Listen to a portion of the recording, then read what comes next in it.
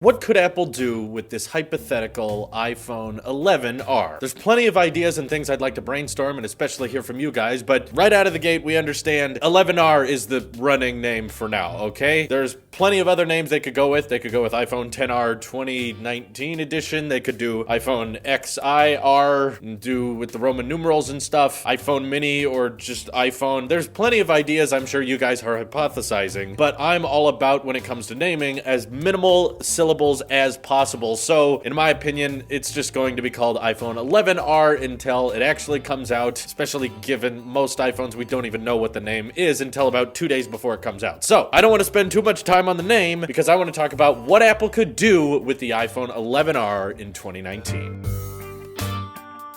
First big question is, will it even exist? A lot of people out there actually say no. The iPhone 10R is meant to be a more affordable option, and the best thing that the iPhone 10R can have going for it is make it even cheaper. Why upgrade the specs? Why do anything hardware-wise? All Apple really should do with the iPhone 10R is lower the price, and that is entirely possible. There's not a huge number of leaks or a huge number of reports that are saying or guaranteeing that the iPhone 10R will get some type of refresh in 2019, but in today's video, I'm considering it fairly likely, and there's primarily one reason why. While the XS and the XS Max together did outsell the 10R, according to a couple of reports, the 10R was still, in regards to screen size, the most popular unit, and Apple was telling the truth. It was the most commonly bought iPhone every week it has been available. So, while there may be other iPhones doing better than the 10R right now, the 10R was still by no means a flop. It is a very top-selling phone, and a lot of you out there probably seeing the 10R everywhere. Everyone's buying the 10R. It's a very popular model, and unlike the iPhone 5C, back when Apple first tried to mess around with the budget market, the iPhone 5C did not sell very well. There were way more people buying the 5S. It's not the same story with the 10R. So it makes sense, in my opinion, that when Apple receives a lot of success and a lot of interest in a particular iPhone, another year goes by, they see what they can adapt and they see what they can update it to, and how can they make this experience better. That's why it makes the most logical sense to me that they'll be upgrading the iPhone 10Rs, especially given there's not going to be that many changes to the premium models in 2019. So in 2018, if you release 3 new iPhones, and then in 2019 you release 2, that's not gonna change your stock price or your sales numbers very quickly. So getting people more excuses to go out to an Apple store, giving people more excuses to go out to an Apple store and try a new iPhone is probably best when you have a wider range of phones for your new lineup. But the reason upgrading the iPhone 10R is a challenge and kind of interesting to me is you can't go all out. You can't just say, I want them to add this and this and this, because this phone is particularly supposed to be lower end, more affordable, and in that case, you can't add a bunch of things that the iPhone XS has, or in this case, that the iPhone 11 may have. Triple cameras, OLED displays, thinner notches, smaller bezels, things like that can't necessarily make it onto the budget model, so you have to be very careful about what you pick and choose so that you can still keep the price overall lower. So with the iPhone 11R, I have some of these pictures made by iPhone Lover on Instagram. Link is in the description, make sure you check him out. He made these interesting concepts to kind of showcase the single lens iPhone, but at the same time looking more premium, because a lot of the time people see the bright colors and they see the aluminum and they see it not being as shiny and not being as premium looking as the higher end phones. But if the goal is to make it a more affordable purchase, then with the iPhone 11R, I was thinking, what if we started doing aluminum bumpers still, but more of a jet finish, more of a glossy look to the edges of the phone that can kind of mimic stainless steel. And obviously stainless steel is going to be more durable. It's going to feel better, but similar to some of the piano black looks we got with the iPhone 7 jet black version, if we started bringing that just to the aluminum bumper, I'm not talking the entire back of the phone that made the jet black iPhone scratch up like crazy, I'm just talking the bumper of the phone to give it that premium shiny look, but with more affordable prices. Of course, you still have your glass on the back, you still have your signature single lens setup, but of course you're going to want this phone up to date and ready for the future to come at it with all these iOS updates that don't even exist yet. So obviously the iPhone 11R will probably get the A13 chip, even faster, crazy insane speeds that we're already seeing on the A12 chip. The A13 will probably boost it to another level, maybe be even higher than the A12X in single core scores, but hopefully prioritize battery life a little bit more, which could be a huge advantage to the 11R, extending that battery to be even further than already achieved with the iPhone 10R. Maybe with more efficient cores, you could stretch a couple more hours into this phone, and that could justify a lot of people going out and checking out the new iPhone 11R. I think a really important thing that would shut up a lot of Android Android fans complaining about the 10R is if with the 11R they finally adopted a 1080p display. I'm not saying it has to be OLED because I think we should keep OLED as being a premium model thing. That could be something that you get with the full version of the iPhone 11. You get those deeper blacks, you get to turn the notch off more efficiently with different wallpapers, but we keep the LCD, we keep the liquid retina on the iPhone 11R because a lot of people actually prefer LCD displays for various different reasons. For some people, OLED gives them headaches, and for other people, LCD can look more color accurate or more true to life. But I get it, there's a ton of people out there that prefer OLED because that looks more true to life. But regardless, having options out there would be cool for the 2019 iPhone lineup. So I'm saying get 1080p in there. I know the liquid retina is a little bit lower pixel per inch, but if they could just raise it a little bit so that they could say officially, okay, the iPhone 11R plays full 1080p video, then I think a lot more people online would shut up about it and be like, yeah, you can't even get 1080p on a premium iPhone. Okay, well, now you can. So quit talking about it. Will that actually happen? Probably not, but it would make my job a lot easier because we could stop having this complaint of the iPhone 10R 720p, but it isn't 720p, people. Regardless, I'm sick of that discussion and I would like it to be over. Based on these concepts, you may also notice that the bezels look a little bit thinner. I think that would also be a great advantage to the 2019 lineup, even thinner bezels than we had before. Perhaps not as thin as you can get them on the 10s, or in this case, the iPhone 11, the premium versions that are coming out next year. And this all kind of depends on the state of the new iPhone 11s, because if they're able to get those bezels even thinner than the 10s currently has them, then I think you'd be okay with making the bezels thinner overall on the 10R. That way, all bezels get shrunk down, but the premium models still have a higher screen to body ratio. And also, you notice iPhone Lover decided to give these the more boxy finish because that would be a more refreshing take, in my opinion, to the iPhone line, because we've had these rounded corner designs for a long time, and I think people are ready to mix it up a little bit. And as we've seen for a lot of iPhone 11 concepts out there, people want to go back to the iPhone SE, the iPhone 5S days, and have it look a bit more boxy so that it can match the new iPad Pros that just came out. iPhone Lover also made a design choice that I absolutely love, and I'm hoping becomes a trend in 2019, the absolute removal and destroyed camera bump. That's right, even if it means that the iPhone 11R becomes a little bit thicker, I would love it if there was no camera bump on the back and you could just have one flush back of the phone where the camera sensor is embedded into the glass and you don't have to worry about these big camera modules sticking out of the back of the phone. It's ridiculous. I'm sick of it. I've seen other smartphones out there get rid of it, and I would love if in 2019 we could make that the design trend of the year, is finally ditching camera bumps, because we've had them ever since the iPhone 6 and it seems like every single year they get worse and worse and worse. So I would absolutely love it if they could just ditch that entirely, and maybe because the iPhone 10R doesn't have a dual camera, or in comparison to the iPhone 11 coming out, a triple camera, perhaps it'll be easier to shrink that module and put it deeper into the phone so that we don't have to worry about it sticking out the back. I think that would make the design look so much more uniform and clean, and Apple cares about little things like that, and I think that customers would really greatly appreciate it. Now, I don't know if it's too soon to say this, but I'm still participating in the portless challenge, which means that if it turns out in 2019, Apple ends up ditching the Lightning port and going full portless, I understand, no one's ready for that, everyone's against it, but I'm ready for it, and I'm just telling you guys, you should try to get ready for it now and try to use the ports on your phone as little as possible. But if this is my dream video and I'm just describing all the things I want to see in the iPhone 11R, I wouldn't mind if this was the first phone to ditch the Lightning port. But it's probably a bad idea because this is supposed to be a more affordable option, and people who are trying to save money don't want to have to go out and buy new wireless chargers and new wireless headphones. So probably a bad move for the iPhone 11R. I'd be okay if they switched to USB-C. That's the best port in my opinion. I'm all about Team USB-C, but also I think Apple is moving away from that, and if they cared about USB-C on iPhones, they would have done it by now. So the fact that they haven't means that the iPhone 11R is probably going to stick around with a Lightning port. Perhaps with the iPhone 11R, they'll be able to bump it up to an IP68 water resistance, unlike the current iPhone 10R, which is resting at an IP67 water resistance right now. Not quite as good as the iPhone 10s and 10s Max, and I know it doesn't make a huge difference, but I think that would be something a lot of people could noticeably see as an upgrade, and boy, do I wish I could say they bring 3D Touch back. And if there is a way they can easily add 3D Touch back to the iPhone 11R, I'm all for it, but in regards to what could it be, I don't think the odds are in 3D Touch's favor. The iPhone 11R is probably still going to be sporting haptic touch, which is just a fancy word for long press. But that about sums it up for everything I could imagine the iPhone 11R sports. But keep in mind, it's also completely hypothetical. It might not happen at all, and I don't want to get your hopes too high because it's entirely possible that Apple will stick with the exact same design we got with the 10R this year. In 2019, it's literally just going to be, okay, there's a slightly better chip in there now. You're welcome. Now the price is $650. Perhaps perhaps with a lot of these changes, the iPhone 11R might be actually a little more expensive and start at $800, but I think Apple will justify it by keeping the iPhone 10R around and selling it for $650 and say, hey, you can get gestures and Face ID and all the great things of iOS at $650 now, so it's okay that we price the 11R at $800. That sounds like an Apple move, but what do you guys think? Let me know what you guys anticipate is going to happen next year with the iPhone lineup. We're going to get 2 new iPhones or 3, and are they going to be massive design changes? All that good stuff. Let me know in the comments below. This is your Apple Sheep here. I'll see you in the next one.